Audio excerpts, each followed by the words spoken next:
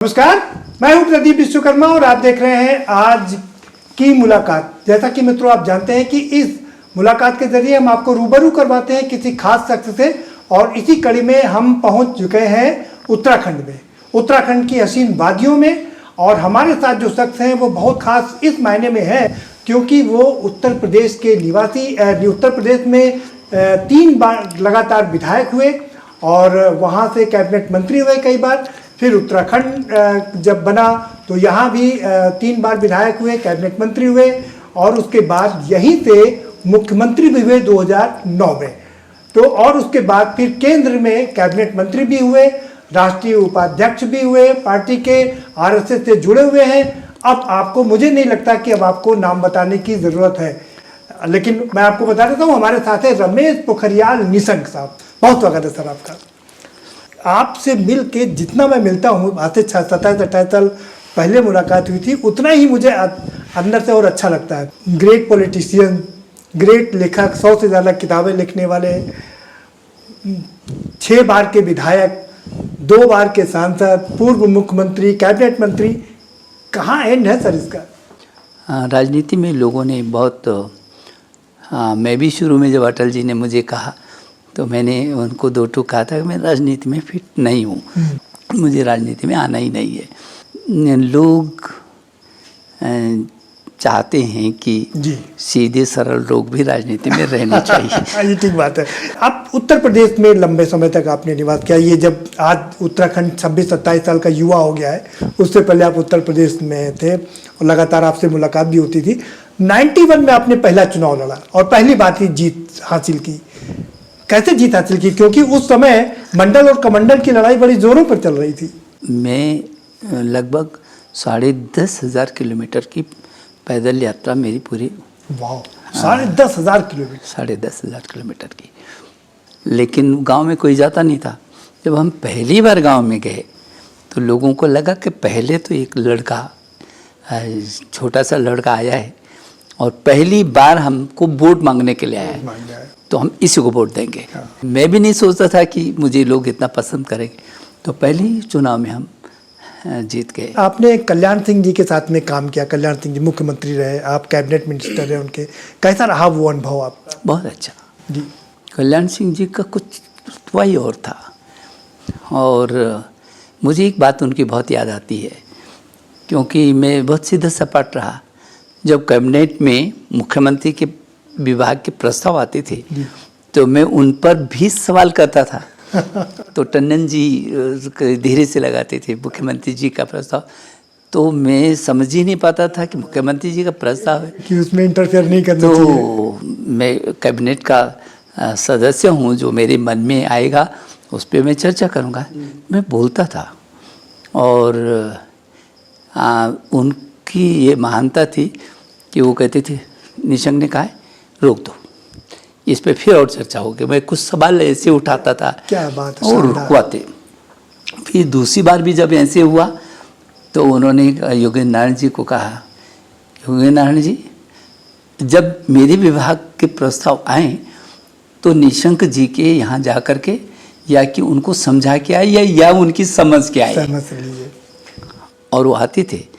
बहुत छोटा सा उनका कार्यकाल रहा और छोटा सा ही आंसर चाहेंगे। राम प्रकाश गुप्ता जी के साथ भी आपने काम किया। हाँ, बहुत थोड़े समय के लिए मुख्यमंत्री रहे। उनके साथ में पर्वतीय विकास मंत्री था। राम प्रकाश गुप्ता जी के साथ में उत्तर प्रदेश का संस्कृति मंत्री रहा हूँ।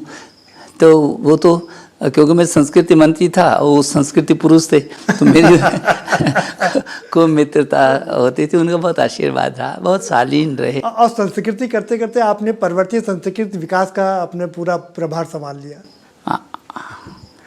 तो वो क्या चीज़ थी जो आपको पूरा उत्तराखंड में लेके आई जब 2000 में 99 में उत्तराखंड अलग हुआ? जब उत्तराखंड इधर अलग हुआ जी, तो मेरे पास वित्त से 13-14 विभाग थे जी। क्योंकि अटल जी को लगता था कि प्रशासनिक, क्योंकि मैं ही था जिसके पास सबसे ज़्यादा अनुभव था, जी जी, नहीं सरकार चलानी है और कैसे भी करके।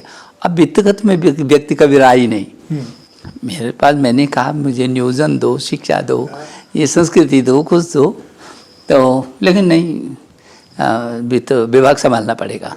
आप उत्तराखंड में भी सर आप 3 बार विधायक रहे, कुल मिलाकर के 6 बार आप विधायक रहे, यहाँ भी कई बार कैबिनेट मिनिस्टर रहे, तो उत्तर प्रदेश से और उत्तराखंड से अनुभव कैसे लग रहा? अलग तो हो गई जी जी उत्तर प्रदेश तो दुनिया का 7वां देश है जी तो उसका जो फलक था वो दूसरा ही था। अब जो हमारी छोटी यूनिट है ये उत्तराखंड का, जी तो स्वाभाविक है कि उसमें और इसमें तो बहुत अंतर है था ही। जी जी लेकिन हमारे सामने चुनौती शुरू में ये थी कि नया राज्य है, उसकी अवस्थापना को विकसित करना, उसको एक दिशा देना। और आपको मालूम होगा कि जब क्योंकि मैं वित्त मंत्री था तो खजाना खाली था, वेतन देने के लिए पैसा नहीं था। जी जी तो आप समझ सकते हैं कि वो समय हमारे लिए कितना कठिन रहा होगा। क्या कारण था आपको उत्तर प्रदेश उत्तराखंड का मुख्यमंत्री बनाया? तो क्योंकि मैं ज़मीन से जुड़ा रहा हमेशा यहाँ, मैंने ज़मीन से संघर्ष करके मैं यहाँ तक आया हूँ। तो स्वाभाविक कि मेरे सामने वो चीज़ें थी जिनको मेरे दिमाग में पहले से ही था कि मैं क्या करूँगा, इसलिए मैंने कम समय में बहुत कुछ करने की कोशिश की और उसमें मैं सफल भी रहा। अच्छा, आप अपने मुख्यमंत्रित्व काल में एक वो जो सबसे बढ़िया काम जो आपको दिल से छू गया हो, लगा हो कि नहीं ये काम अचीवमेंट मैंने किया और मुझे सेटिस्फैक्शन है? देखिए बहुत सारे काम हैं जी लेकिन मेरे दिमाग में ये बात ज़रूर रही कि ये हमारा छोटा राज्य है, ये देवभूमि का राज्य है, जी इसके कुछ हट करके देश और दुनिया में विशेषताएं हैं। बिल्कुल। ये आध्यात्म की राजधानी है। हमको पूरी दुनिया को देने, जब भी दुनिया के लोग हताशा निराशा और कुहासा से गुजरते हैं जी जी तब वो देवभूमि में आते हैं, यहाँ से एक नया जीवन लेकर वापस जाते हैं। तो पहला तो काम ये है कि हमको वो उत्तराखंड बचा करके रखना है, उसकी जो संस्कृति देवभूमि को बचा के देवभूमि को। दूसरा मेरे दिमाग में ये आया था कि ये प्रदेश आयुर्वेद का जन्मदाता है, तो मैंने इसको आयुष प्रदेश घोषित किया। वाह। आयुर्वेद, यहाँ की जो जड़ी बूटियाँ संजीवनी बूटियाँ हैं, संजीवनी बूटियों का एक बोर्ड बनाया। बिल्कुल। पहली बार आयुर्वेद प्रदेश ये बना, आयुर्वेदिक विश्वविद्यालय यहाँ पर देश का पहले गुजरात में जामनगर में था, दूसरा देश का जो आयुर्वेद विश्वविद्यालय वो यहाँ पर हमने बनाया और एक माहौल बनाया कि जो ये हिमालय की जो संजीवनी बूटियाँ हैं उसको ले करके हम किसानों के साथ भी जोड़ा कि वो जो उत्पादित करें और कोऑपरेटिव के साथ जोड़ करके, तो आयुर्वेद पर भी आज भी उस पर काम करने की ज़रूरत है और कर रहे हैं, लेकिन हमने उस समय इसको शुरुआत किया। तीसरा ये जो प्राकृतिक सौंदर्य है इसका जी वो बहुत अद्भुत है, स्विट्जरलैंड भी इसके सामने फीका पड़ता है। बिल्कुल। तो धरती का स्वर्ग उत्तराखंड, इसकी ब्रांडिंग हमने उस समय की। यदि धरती पर कोई स्वर्ग है तो क्या है, स्वर्ग केवल प्राकृतिक सौंदर्य ही नहीं है, स्वर्ग भावनाएं हैं, आध्यात्म, यहाँ हर चीज़ बिल्कुल का स्वर्ग है। तो इसलिए उसको जो धरती का स्वर्ग है उत्तराखंड, इस पर भी हम लोगों ने केंद्रित किया। चौथा जो शिक्षा का अब है जी, ये जो शिक्षा है, अब आप आज सोचिए कि आज 35 विश्वविद्यालय इस छोटे से राज्य में। आपने शिक्षा पर इतना काम किया, तो क्या यही कारण है कि आप 2 बार एमपी भी रहे? उसके बाद मोदी सरकार 2 में आपको केंद्र में कैबिनेट मंत्री बनाया गया और शिक्षा मंत्री बनाया गया, मतलब बहुत बड़ी बात है ये।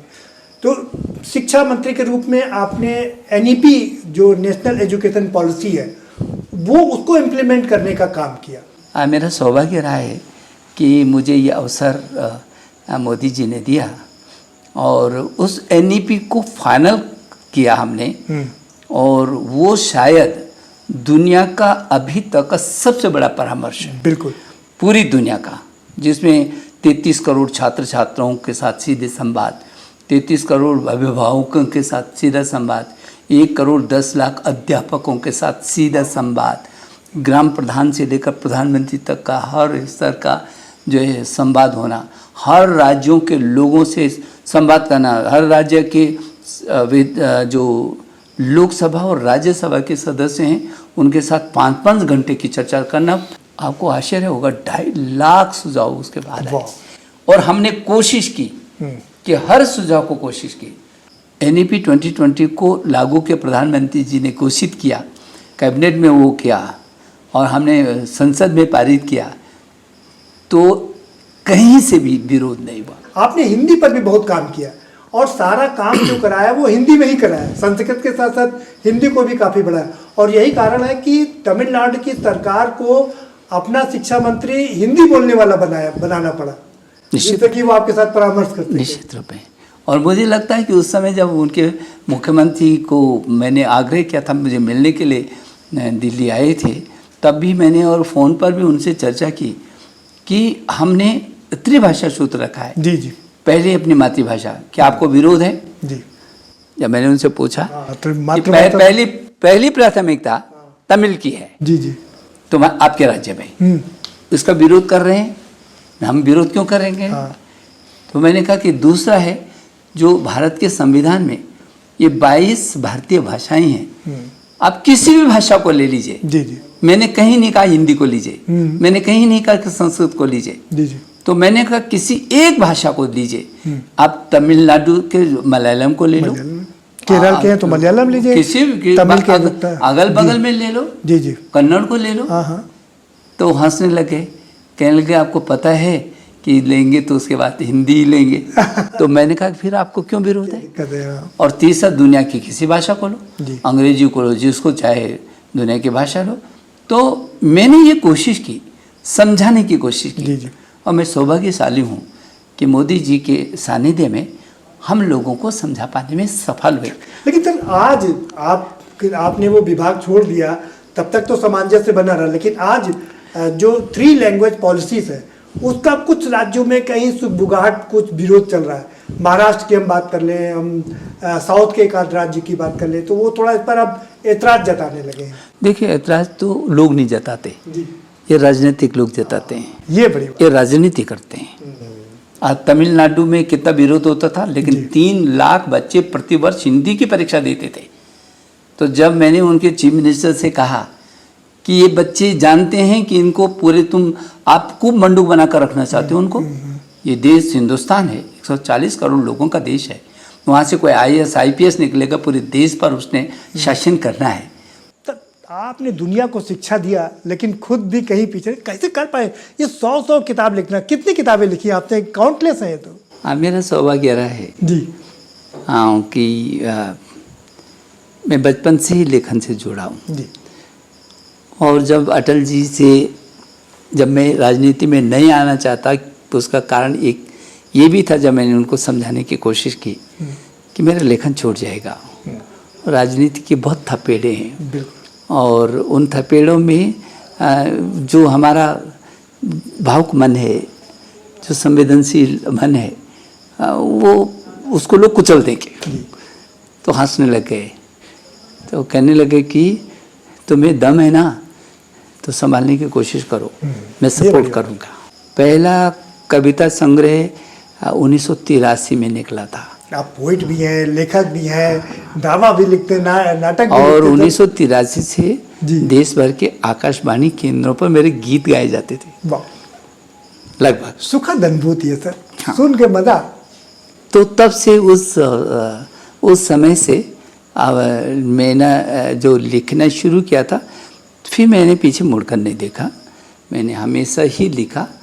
मेरे पास मैं जिस पद पर भी रहा, लेकिन मेरा वो दिन शायद ज़िंदगी का सबसे ख़राब दिन रहा होगा जिस दिन मैंने लिखा नहीं, और मैंने ख़राब दिन कभी आने दिया नहीं। ये प्रेरणा की बात है, ये बहुत बड़े प्रेरणा की बात है कि जिस दिन नहीं लिख पाए वो खराब दिन होगा, और वो खराब दिन मैंने आने नहीं दिया।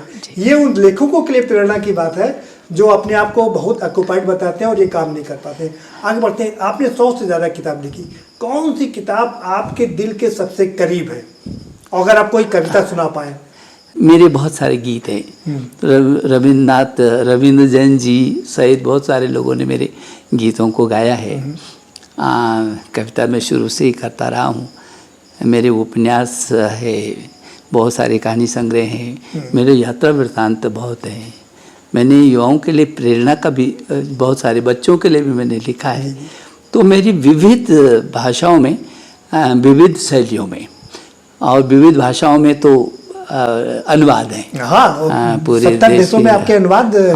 और लोगों ने उसको बहुत अच्छा महसूस किया। महसूस इसलिए अच्छा किया होगा मेरे साहित्य को कि मैंने कभी कल्पना भरी चीज़ों को नहीं लिखा। जी। मैंने जो सामने मेरा घटित हुआ है यथार्थ पर लिखा। उसको मैंने शब्दों का अपने यथार्थ को जिया अपने सारे हाँ, लोगों ने। उसको लेकिन मैंने- मैं एक बात कहना चाहूंगा सर, यूं तो सारे लोग ही अपने होते हैं, लेकिन उन अपने लोगों में से कुछ खास लोग अपने होते हैं।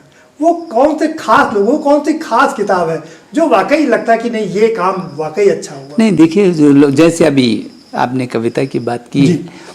तो राष्ट्रपति अब्दुल कलाम साहब मुझको बहुत प्यार करते थे। जी।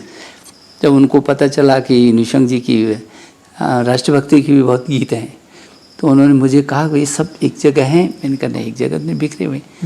क्या मैं ये सुझाव दे सकता हूँ कि सब एक जगह हों? तो मैंने उनके प्रेरणा से उन सब गीतों को ए वतन तेरे लिए तो पहली प्रति उनको की। तो जब उनको पहले दिया था तो उनमें वो हिंदी कम जानते थे, लेकिन उन्होंने सारी कविताओं को पढ़ा और उसमें से एक छोटी सी कविता उन्होंने वो करके अपने उसमें रखी और वो थी 5-6 पंक्ति की कि अभी भी है जंग जारी, वेदना सोई नहीं है, मनुष्यता होगी धरा पर संवेदना खोई नहीं है।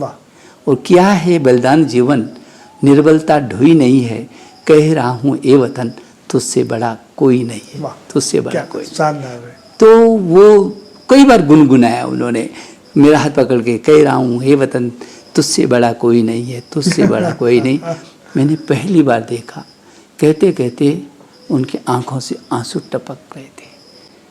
तो मैंने पहली बार दर्शन किए उनके कि ये व्यक्ति किस सीमा तक देश से जुड़ा हुआ है, भारत की माटी से जुड़ा है, देशभक्ति का जो सागर उमड़ रहा है।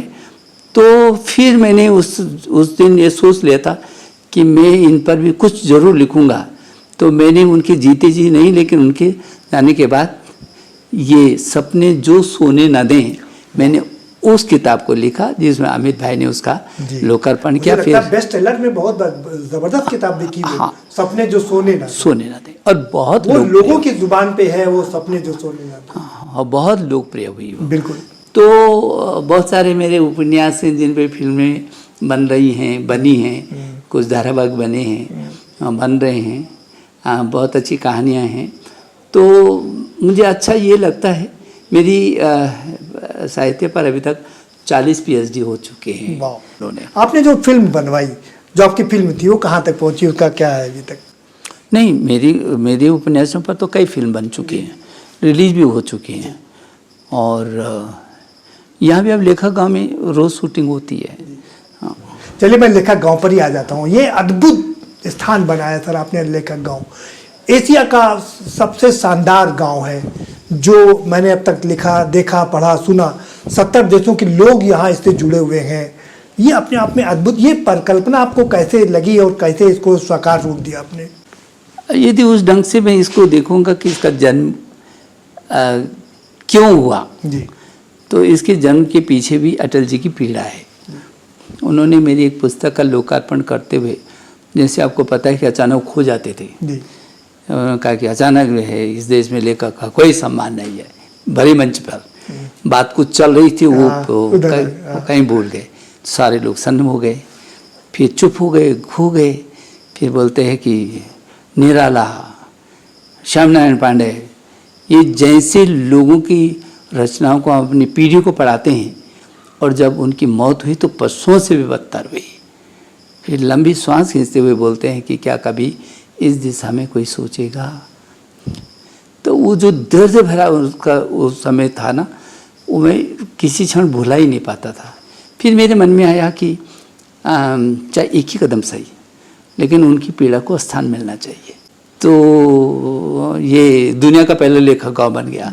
देश का तो पहला लेखक गाँव बन ही गया, लेकिन दुनिया का भी पहले लेखक गाँव बन गया। बड़ी बात है। तो इसमें ये जहाँ हम बैठे हुए हैं, ये अतिथि लेखक गृह है, जिसमें ऐसे लोग जो विभिन्न क्षेत्रों में काम कर रहे हैं, प्रशासनिक क्षेत्र में हो, वो औद्योगिक क्षेत्र में हो, वो राजनीतिक क्षेत्र में हो, और जिनको प्रवेश नहीं मिल पाता, तो वो यहाँ करके रहें। अब 15 लोग आते हैं अपनी किताब को पूरा करने के लिए, और लेखक गांव उसका प्रकाशन भी करता है। लेकिन जबरदस्त है यहाँ में जो मैंने देखा, आपने नालंदा संग्रहालय बनाया जिसमें हजारों किताबें हैं और 9 ग्रह बनाया आपने। हाँ, नालंदा का भी भारतीय ज्ञान परंपरा का शोध और अनुसंधान केंद्र बनाएंगे। जी। नवोदित लेखकों के लिए वहाँ कार्यशालाएं करेंगे। जो एक भारत श्रेष्ठ भारत के लिए हमारा ऑडिटोरियम है जी। और लगातार उस पर कार्यक्रम होते हैं। 9 ग्रह वाटिका है, नक्षत्र वाटिका है और अंदर 350 से भी अधिक किस्म की दुर्लभ संजीवनी प्रजातियों के औषधि पादप हैं। गजब। तो प्रकृति और संस्कृति से कैसे लोग जुड़ सकते हैं? प्रकृति और संस्कृति का समागम। तो इधर मंदिर है, ये भी 350-400 वर्ष पुराना मंदिर है जिसको जीर्णोद्धार किया है। इधर ऊपर लेखकों के कुटीर हैं, इधर जो भोजनालय है, हिमालयी भोजनालय है। इसमें यहाँ की अद्भुत चीज़ें, हिमालय की चीज़ें, लोग यहाँ दूर दूर से आकर के और भोजन करने के लिए आते हैं। अभी एक म्यूज़ियम भी बनेगा, हिमालयन म्यूज़ियम। तो इसकी अभी वेलनेस सेंटर बन रहा है और नालंदा का एक छात्रावास भी बना रहे हैं। तो यहाँ शैक्षणिक भ्रमण के लिए देश और दुनिया के सभी लोग आते हैं। तो जितने भी सृजनशील लोग हैं उनके लिए एक छोटा सा गंतव्य है। नहीं, बहुत, ये गंतव्य नहीं, एक डेस्टिनेशन है उनका, एक उनका मंजिल है उनकी इसको पाने की। और इस मंजिल के लिए आपने जो साधन जुटाए ना, शानदार है। इसमें जो मुझे पता चला कि 100 से ज़्यादा जो पद्म विभूषण और दूसरे अवार्ड से सम्मानित किए गए, वो भी आपकी इस संस्था से जुड़े हुए हैं। हाँ, निश्चित रूप में। संस्था भी क्या, वो सबकी संस्था है। ये लेखक गांव है और मुझे खुशी है ये कि इसमें जहाँ लगभग 70 देशों के लोग जुड़े हैं, वहीं इस देश के कोने कोने से पद्मश्री, पद्म भूषण, पद्म विभूषण, ज्ञानपीठ सहित तमाम राष्ट्रीय और अंतर्राष्ट्रीय सम्मानों से जो विभूषित हुए हैं, उन लोगों का भी ये अपना गंतव्य है। आपने विरासत और संस्कृति को एक साथ जोड़ा, साहित्य और संस्कृति को एक साथ जोड़ा, लेकिन ये आपकी थाती है। और उसके बाद आपने आगे भविष्य की जो सोच है आपकी, वो बड़ी शानदार है सर। वो इस मायने में कि आपने देश की जो सबसे बड़े वर्ग है, एक खास वर्ग IAS अधिकारियों का, वो भी बनाने का पूरा मौका यहाँ पर रख रखा है। अभी हम लोगों ने 100 बच्चे थे जो यूथ फाउंडेशन के माध्यम से जिनको हमने सेना के लिए तैयार किया, उसमें से 58 बच्चे भर्ती होकर आए। तो लेखक गांव के वो सदस्य हैं। ऐसे ही मन में है जो नालंदा पुस्तकालय है, जो बहुत गरीब बच्चे हैं, क्योंकि मैं भी गरीब घर से आता हूँ और मैं उस पीड़ा को, उस आग को महसूस करता हूँ, समझ सकता हूँ कि यदि गरीब बच्चों को कहीं थोड़ा सा मौका मिल जाए, उसको थोड़ा सा पुश कर दिया जाए, तो वो कहीं का कहीं पहुँच जाता है। हमारी कोशिश है कि ऐसे बच्चों को भारतीय प्रशासनिक सेवा के लिए यहाँ हम तैयारी करते हैं और हमने शुरू कर दिया वो काम भी। बहुत शुक्रिया सर हमसे बात करने के लिए। लेकिन चलते चलते हम आपसे ज़रूर अनुरोध करेंगे कि हमारे चैनल आज की खबर के माध्यम से आप उत्तराखंड के लोगों को, उत्तर प्रदेश के लोगों को, पूरे देश के लोगों को और पूरे विश्व के लोगों को, अगर हम कहें तो शायद गलत न होगा, आप क्या संदेश देना चाहते हैं? मुझे लगता है कि मैं उत्तर प्रदेश की धरती पे जी संस्कृति मंत्री भी रहा हूँ। जी। उत्तर प्रदेश अद्भुत प्रदेश है यदि देखा जाए तो। मैं इस राज्य में, ये मेरा घर है जिसको स्वामी देवभूमि बोलते हैं। ये विश्व के लिए एक प्रेरणा का स्रोत है, क्योंकि स्वाभाविक कि जब पूरी दुनिया में आदमी भटकता तो यहाँ का नया जीवन वापस लेकर जाता है। तो मैं तो यही कहूँगा कि जो वसुधैव कुटुंबकम के हमारे संस्कार हैं, पूरी दुनिया डगमगा रही है, सबकी नज़रें हिंदुस्तान पर हैं। और हिंदुस्तान कौन सा हिंदुस्तान? वो व्यक्ति नहीं, वो विचार, जो विचार सर्वे भवन्तु सुखिनः की बात करता है, जो वसुधैव कुटुंबकम की बात करता है, जो तेन त्यक्तेन भुंजीता की बात करता है, जो ओम सेनावतु सैन्यो भुनक्तु सवीर्यम करवावह की बात करता है। और इसीलिए मैं सबसे निवेदन करना चाहूँगा, चाहे हम राजनीतिक क्षेत्र के लोग हैं, चाहे प्रशासनिक क्षेत्र के लोग हैं, हमारा मूल मानवता है। तो मेरी शुभकामना। बहुत शुक्रिया सर हमसे बात करने के लिए। तो ये है रमेश पोखरियाल निशंक साहब, जो 6 बार के विधायक, 2 बार के सांसद, उत्तराखंड के मुख्यमंत्री, पूर्व मुख्यमंत्री और उसके बाद केंद्र में कैबिनेट मंत्री। और ये जो गांव बसाया है, अद्भुत 120 देशों के लोग यहाँ पर आते हैं और ये प्रेरणा देता है, ये बताता है कि जो अच्छे लोग हैं वो भी राजनीति में आ सकते हैं और साइड में अपना काम भी कर सकते हैं। जो कि लेखन का काम था वो लेखन का काम भी आप जारी रख सकते हैं, या आपके पास जो भी काम हो उसको भी आप जारी रख सकते हैं। फिलहाल हमें दीजिए इजाज़त हमारी टीम के साथ, और हम फिर हाजिर होंगे आपके समक्ष एक ऐसे ही शख्स के साथ।